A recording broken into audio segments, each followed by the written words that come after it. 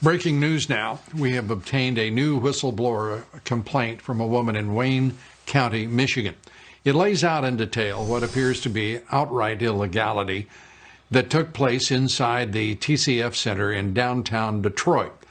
The sworn affidavit signed by IT worker Melissa Carone exposes how ballots were scanned and counted, in some cases multiple times, how Republicans were pushed aside, cut out of the oversight process to which they are entitled, and even details of how ballots were illegally altered by other election workers. Part of her affidavit reads, quote, "I witnessed countless workers rescanning the batches without discarding them first, which resulted in ballots being counted 4 to 5 times. Joining us tonight with much more is the author of that sworn affidavit, Melissa Carone. She was contracted by Dominion Voting Services to offer technical support while votes were being counted in Detroit. David Kallman, who is Melissa's attorney, joins us here this evening. We welcome you both. And Melissa, I want to just say, first of all, my compliments to you for having the courage to step forward and to say exactly what you saw and to defend the integrity of our electoral process. And I want you to know I'm deeply grateful, and I'm sure all Americans are deeply grateful to you. Let me start with the most egregious part of what I read in your affidavit. Multiple counts of the same ballots. How did that happen? So the workers are handed ballots in stacks of 50s. They are referred to as batches, and they run them through the tabulators.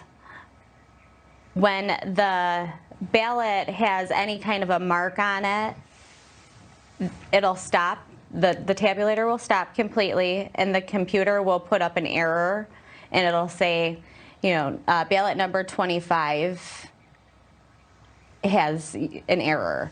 And right. So the process would be to take ballot number 25, as well as all of the other ballots that had already went through the tabulator, off, put them back in a pile, put ballot number 25 on top of the stack, discard the whole batch, and rescan it.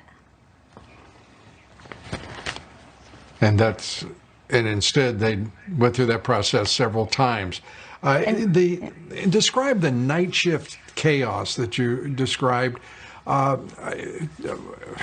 Food vans apparently showing up, but not with food, but with ballots, apparently. Give us a sense of what happened there.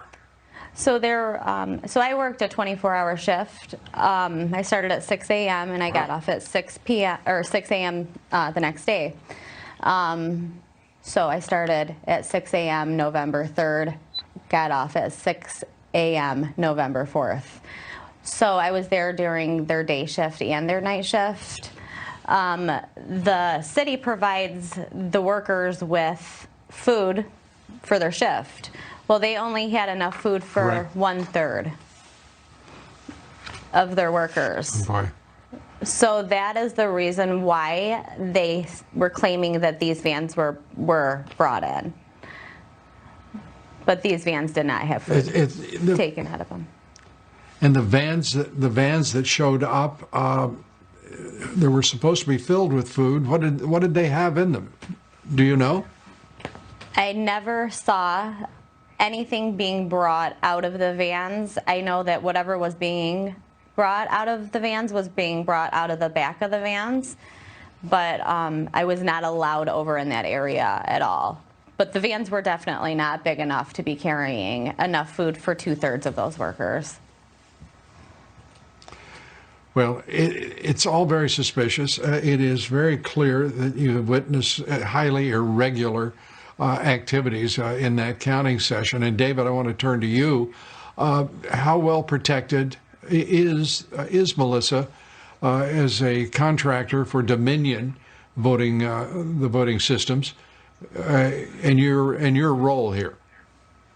Well, I'm the lead attorney with Great Lakes Justice Center. We filed the complaint on behalf of 2 voters and residents of Wayne County. Melissa is one of our witnesses who provided an affidavit, as well as many other people. We have affidavits from another whistleblower, Jesse Jacob, who is an employee of the city of Detroit, Right. worked in the election department. She delineates all kinds of fraud and problems she saw.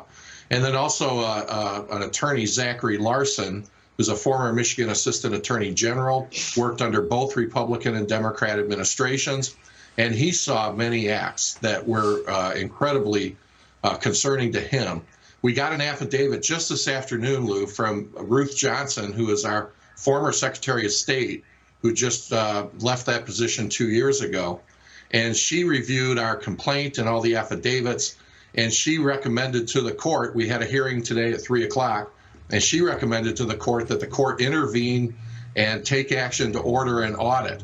Michigan now has a new constitutional provision that allows voters to request a results-oriented audit to ensure the accuracy and integrity of elections. So we're asking the court, and we did it today, we had about a 2-hour hearing.